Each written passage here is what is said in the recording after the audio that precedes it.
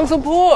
รอนานไหมกว่าจะแอบออกมาได้พี่รู้ไหมว่าหนูปีนรั้วโรงเรียนออกมาเลยนะเนี่ยอุ้ยเจ็บขาหมดเลยไม่เป็นไรนะน้องชมพู่เดี๋ยวนอนพักเดี๋ยวก็หายนะฮะพี่ปูสัตว์กับหมอนไว้แล้วนอนได้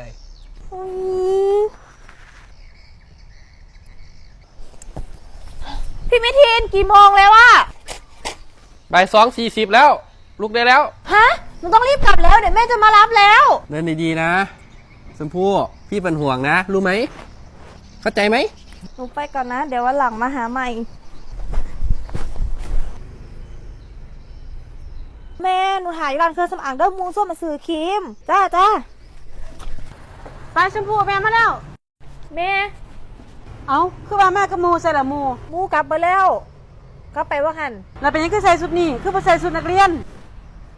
ครูพาเหตุกิจกรรมสุดเปื้อนก็เลยได้เปลี่ยนบ่ป้าเมื่อแม่เลี้ยนเมื่อยกับเมื่อยการบ้านกับหลาย